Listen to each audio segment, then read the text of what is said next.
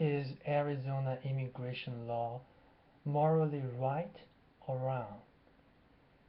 In my opinion, the Arizona immigration law is more inclined to be racial, and there had to be better solutions for illegal immigrants.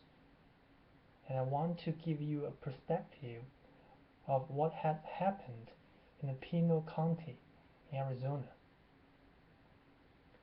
Pinal County is roughly 70 miles north of the border. In 2010, the U.S. Border Patrol reported 12,202 illegal aliens were caught in the Tucson sector alone. A border patrol admits for everyone captured, another 2.7% make it into the United States and are detected. Of the individuals who are apprehended, as many as 30% of them already have a criminal record in the U.S. Regardless of this, what is the reason that there are so many drug trafficking near the border? And poverty is the most important reason of that. According to WilsonQuantly.com, areas where American Indian reservations meet the Mexican and Canadian borders have seen some of the country's highest increases in both drug trafficking and abuse. In a recent article in American Indian Quarterly, Asa Revels and Janet Cummings explore how this situation developed and what it means for members of the Tohono O'odham Nation, whose Arizona-based reservation abuts the Mexican borders for some 75 miles. Even within a reservation, there is only so much ground tribal law enforcement agencies can cover with limited resources. Staffing of officers on reservations is nearly 20 to 25% of the levels attained in comparable U.S. high crime rate areas.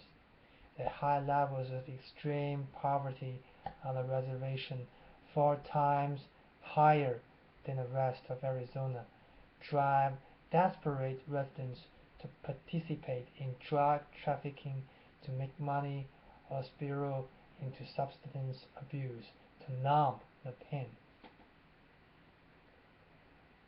Quoted, smuggling can gamer a destitute or them a quick $3,000 to $5,000 for hustling drugs just one time, right by Lavilles and Cummings, and is often the best job opportunity available. And I want to show you 2 photos about what has happened near the U.S. borders with Mexico. The first photo is we can say here. As billions of dollars of legal goods as well as shipments of drugs and groups of undocumented immigrants continue to cross the U.S. border, immigration reform and border security have become a major topic of discussion nowadays, just we are, we are having now. The second photos we can say here is like a border patrol officer inspects vehicles.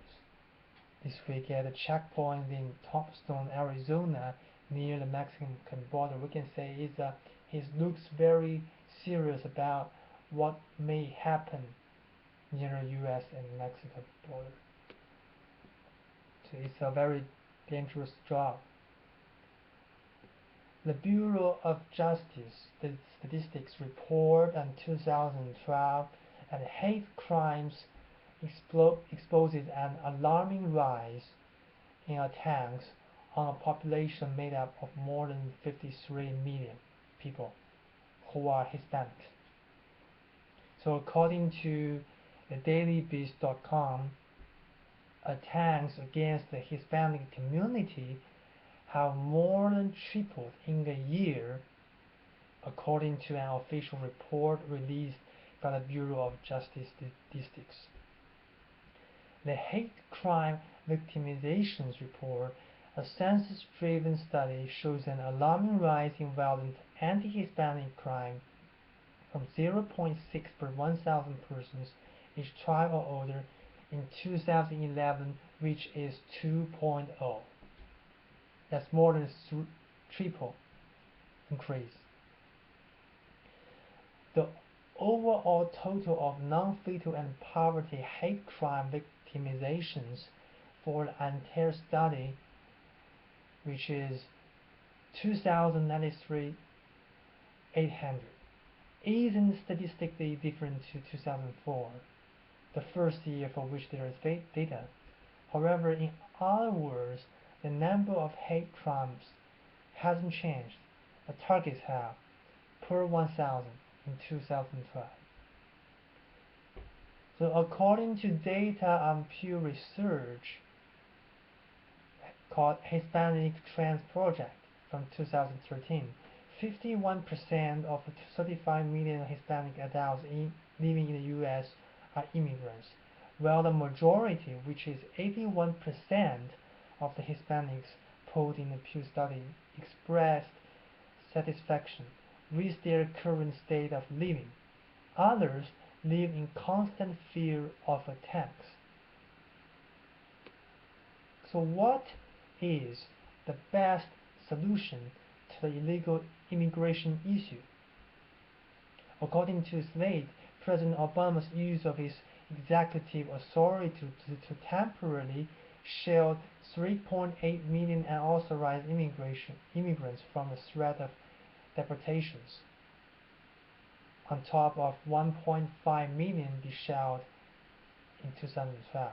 Just as Obama claimed, instead of inviting future waves of less skilled immigrants, we should ensure that those who already live here don't become a permanent underclass. Another solution is to demonstrate our serious. We should take a step that countries like Australia, Britain, France have already taken. We should end automatic birthright citizenship. It is wrong to tear families apart by deporting the parents of U.S. citizens, and it really is wrong. In case you are wondering, we ought to establish that only the children of those who are living in the U.S. as citizens or lawful PR will be granted citizenship at birth.